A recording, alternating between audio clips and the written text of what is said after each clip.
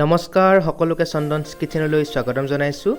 প্ৰিয় দৰ্শকসকল, মই আজি আপোনালোকৰ বাবে লৈ আহিছোঁ কম সময়তে অতি সহজেৰে বনাব পৰা বিৰিয়ানীৰ এটা ৰেচিপি, এগ কাৰাহী বিৰিয়ানী। গতিকে আহকচোন ভিডিঅ'টো উপভোগ কৰোঁ। বিৰিয়ানী বনাবলৈ মই 250 গ্ৰাম বাসমতি চাউল লৈছোঁ। এইখিনি ধুই মই পানীত 15 মিনিটৰ বাবে তিয়াই ৰাখিম। এতিয়া এখন কেৰাহীত প্ৰায় 1 লিটাৰ পানী দিছোঁ। পানীখিনি গৰম হোৱাৰ পাছত ইয়াত মই এখিলা তেজপাত, কেইটামান ইলাচি, কেইটামান লং আৰু অকণমান ডালচেনি দিছোঁ। এতিয়া মই ইয়াত 1 চামুচ ঘিউ দি দিছোঁ। এইবাৰ মই পানীখিনিত 1 চামুচ নিমখ দিছোঁ। আপোনালোকে পানীৰ অনুপাতে নিমখ অকণমান বেছিকৈ দিব, যাতে সেই নিমখখিনিয়ে আমাৰ সিজোৱা চাউলখিনি নিমখীয়া কৰে। এইবাৰ আমি তিয়াই থোৱা চাউলখিনি পানীখিনি দি দিছোঁ। এইখিনি আমি 50ৰ পৰা 60% সিজাম। আমাৰ চাউলখিনি 50ৰ পৰা 60% সিজি গৈছে। এতিয়া আমি এইখিনি এটা পাত্ৰত কাঢ়ি ৰাখিম। আপোনালোকে চাউলখিনি কেতিয়াও বেছিকৈ নিসিজাব, 50%ই সিজাব। যদি চাউলখিনি বেছিকৈ সিজে তেনেহ'লে আমাৰ বিৰিয়ানীখিনি এটা নহ'ব। এতিয়া আমি এইখিনি একাষৰীয়াকৈ থৈ দিম। এইবাৰ আমি কেইটামান কণী বইল কৰি এখন চুৰিৰে এনেদৰে কাটি লৈছোঁ। ইয়াত আমি অকণমান হালধি আৰু অকণমান ৰেড চিলি পাউডাৰ দি ভালদৰে কণীকেইটাৰ লগত হাতেৰে সানি ল'ম। এতিয়া এখন কেৰাহীত আমি অকণমান মিঠাতেল দিছোঁ। তেলখিনি গৰম হোৱাৰ পাছত ইয়াত আমি কণীকেইটা দি দিছোঁ। কণীকেইটা প্ৰথমে আমি গল্ডেন ব্ৰাউন কালাৰ হোৱালৈকে ভাজি ল'ম। এইকেইটা গল্ডেন ব্ৰাউন কালাৰ হৈ গৈছে, গতিকে ইয়াক আমি কাঢ়ি ল'ম। এতিয়া সেই তেলখিনিতে আমি এটা ডাঙৰ চাইজৰ পিঁয়াজ কাটি দি দিছোঁ।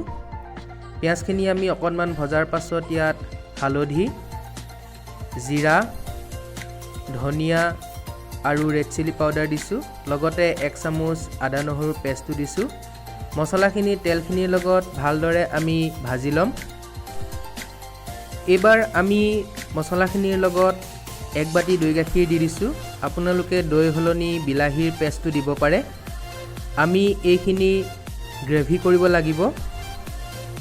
অকণমান সময় আমি ভাজি লোৱাৰ পাছত ইয়াত নিমখ দিছোঁ। লগতে অকণমান চেনিও দি দিছোঁ। চেনি দিলে বিৰিয়ানীখিনি অকণমান মিঠা মিঠা হয় আৰু খাবলৈও ভাল লাগে। আপোনালোকে অৱশ্যে চেনি নিদিবও পাৰে। ইয়াত আমি কেইটামান গ্ৰীণ মটৰ আৰু দুটামান গোমধান দি দিছোঁ। এইখিনি আমি অকণমান সময় এতিয়া ভাজি ল'ম। এইবাৰ আমি কণীকেইটা দি দিছোঁ। কণীকেইটা দি অকণমান সময় ভজাৰ পাছত আমি ইয়াত পানী অকণমান দি দিম। আমি এইখিনি অকণমান গ্ৰেভি হোৱাকৈ বনাব লাগিব। এইবাৰ আমি ইয়াত চাউলত ৰৈ যোৱা তেজপাত আৰু লং ইলাচি অকণমান দি দিছোঁ। ই ফ্লেভাৰটো খুব ভাল কৰিব। আমাৰ গ্ৰেভিখিনি প্ৰস্তুত হৈ গৈছে। ইয়াৰ আধাখিনি আমি এটা পাত্ৰত কাঢ়ি থ'ম আৰু বাকী গ্ৰেভিকণ কেৰাহীত থাকিবলৈ দিম। কেৰাহীত থকা গ্ৰেভিকণৰ ওপৰত আমি চাউল আধাখিনি দি দিম আৰু ধুনীয়াকৈ মেলি দিম। এই অৱস্থাত আমি গেছৰ ফ্লেমটো একেবাৰে কম কৰি থ'ম। প্ৰথমে আমি ইয়াত 1 চামুচ ঘিউ দিছোঁ। ইয়াত কেইখিলামান পদিনাৰ পাত দিছোঁ। পদিনাৰ পাতে ফ্লেভাৰটো খুব ভাল কৰে। ইয়াত আমি কিচমিচ আৰু কাজু বাদাম কেইটামানো দি দিছোঁ। বাকী থকা গ্ৰেভিখিনি আমি চাউলখিনিৰ ওপৰত দি দিছোঁ, অকণমান মেলি দিছোঁ আৰু এইবাৰ আমি এইখিনিৰ ওপৰত পুনৰবাৰ বাকী থকা চাউলখিনি দি দিছোঁ। চাউলখিনি আমি দি ধুনীয়াকৈ মেলি দিয়াৰ পাছত আমি ইয়াত বাকী থকা কিচমিচ আৰু কাজু বাদাম কেইটামান দি দিছোঁ। লগতে 1 চামুচ ঘিউ ইয়াত দি দিছোঁ আৰু অৱশেষত আমি পদিনাৰ পাত কেইটামান দি দিছোঁ। এইবাৰ আমি বিৰিয়ানীখিনি কালাৰফুল কৰিবলৈ ইয়াত অকণমান গাখীৰত অকণমান ফুড কালাৰ মিহলাই ইয়াত দি দিছোঁ। আপোনালোকে অৱশ্যে ইচ্ছা কৰিলে ফুড কালাৰ নিদিবও পাৰে। এইবাৰ আমি কেৰাহীখনতে বিৰিয়ানীখিনি দাম কৰিম। তাৰ বাবে ঢাকনিখন মাৰি দিছোঁ। যদি ঢাকনিখনৰ ফুটা থাকে তেনেহ'লে আপোনালোকে ফুটাটো বন্ধ কৰি ল'ব। 15 মিনিটমান একেবাৰে কম ফ্লেমত ৰখোৱাৰ পাছত আমাৰ চাউলখিনি সম্পূৰ্ণকৈ সিজি গৈছে আৰু ধুনীয়াকৈ বিৰিয়ানীখিনি প্ৰস্তুত হৈ গৈছে।